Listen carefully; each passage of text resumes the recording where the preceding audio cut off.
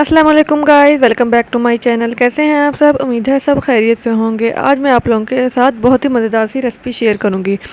आलू मटर पुलाव कैसे बनता है ये देखने के लिए मेरी वीडियो एंड तक लाजमी दिखिएगा। और अगर आपको मेरी वीडियो अच्छी लगी, मेरी वीडियो को लाइक और मेरे चैनल को सब्सक्राइब करना मत भूलिएगा। ये बहुत ही आसान सी रेसिपी है, ईज़िली बन जाती है। इसके इंग्रेडिएंट्स देख लीजिए आप। सबसे पहले चावल मैंने आधा किलो लिए हैं, प्याज 2 बड़े साइज़ के लिए हैं, बारीक काट लिए हैं, टमाटर मैंने 2 अदद लिए हैं, नमक 2 चम्मच, लाल मिर्च आधा चम्मच, हल्दी आधा चम्मच, धनिया पाउडर 1 चम्मच, जीरा पाउडर 1 चम्मच, कुटी हुई लाल मिर्च आधा चम्मच लिया है मैंने, कड़ी पत्ता 2-3, इलायची 2 लिए हैं, दालचीनी के 2 बड़े टुकड़े, लौंग और साबुत काली मिर्च थोड़ी सी, 3 हरी मिर्ची मैंने बारीक काट लिए हैं, लहसुन पेस्ट 1 चम्मच लिया है मैंने, और 1 कटोरी मटर लिया है मैंने। 2 आलूओं को मैंने छील के काट लिया। सबसे पहले एक कढ़ाई में मैं ऑयल डालूंगी। आप जिस ऑयल में भी चावल वगैरह बनाते हैं आप वही ऑयल डालिएगा। हमारा ऑयल गर्म हो जाएगा तब हम इसमें प्याज डाल देंगे।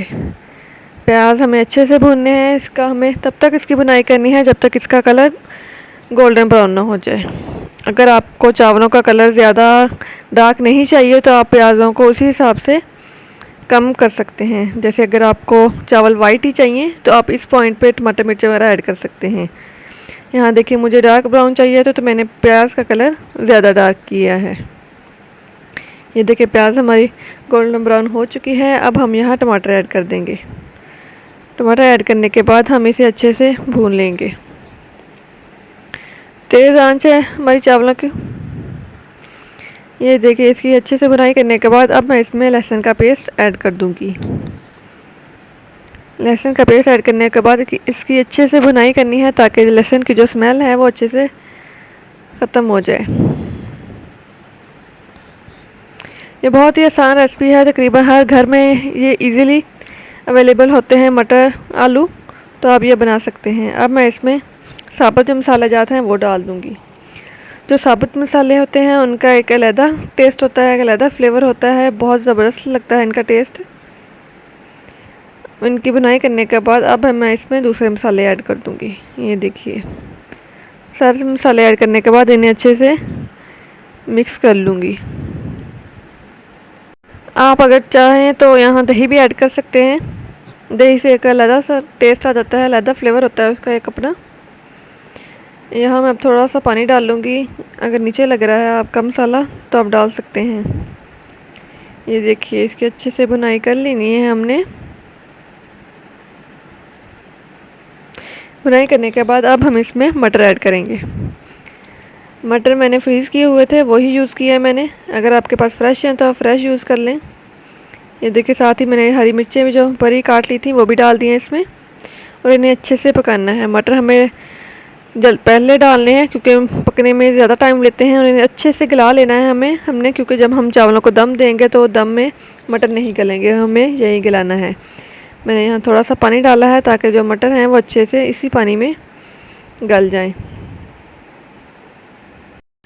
ये देखिए मटर हमारे यहाँ थोड़े से गल चुके हैं, तकरीबन हाफ कुक हो गए हैं। हम यहाँ अब आलू डाल देंगे।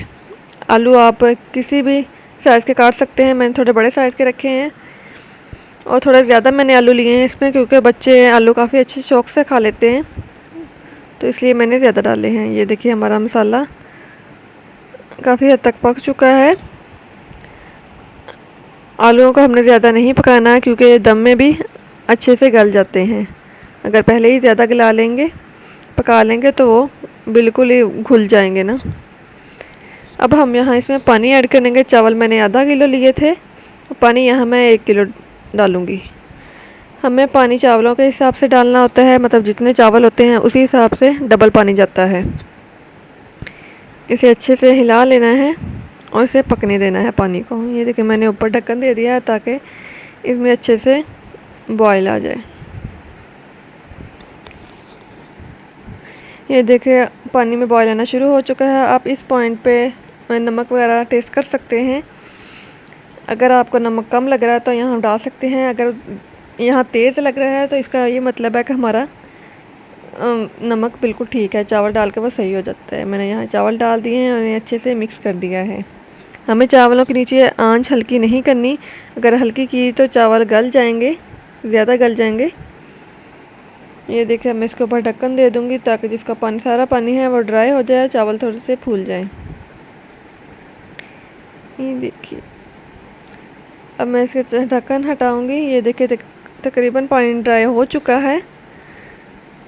चम्मच की मदद से ऐसा से हमें इन्हें हिलाना है, ज़्यादा चम्मच नहीं हिलाना वरना चावल टूट सकते हैं। अब मैं इसको दम दे दूंगी। ये देखिए इस पॉइंट पे हमें चावलों को दम देना है। दम देने के लिए मैंने ढक्कन को एक कपड़े से लपेट दिया है और मैंने कढ़ाई के नीचे तवा रखा है। अगर आपकी कढ़ाई का पैंदा मोटा है तो आप रहने दीजिए तवे को, अगर पतला है तो तवा लाजमी रखिएगा। आंच मैंने यहाँ स्लो कर दी है। आप स्लो आंच पे हम 15 मिनट दम देंगे। 15 मिनट हो चुके हैं तो ये देखिए हमारे चावल रेडी हो चुके हैं। अब हम इसे चम्मच से अच्छे से हिला लेंगे ताकि ये आपस में जुड़ ना जाए। ये देखिए हमारे मज़ेदार सा आलू मटर का पुलाव रेडी हो चुका है। तो कैसी लगी आपको मेरी ये रेसिपी कमेंट बॉक्स में ज़रूर बताइएगा। और अगर आपको मेरी वीडियो अच्छी लगी मेरी वीडियो को लाइक और मेरे चैनल को सब्सक्राइब करना मत भूलिएगा। आप इसे सैलेड या रायते वगैरह के साथ सर्व कर सकते हैं। ये देखिए मिलते हैं नेक्स्ट वीडियो में, तब तक के लिए अल्लाह हाफिज़।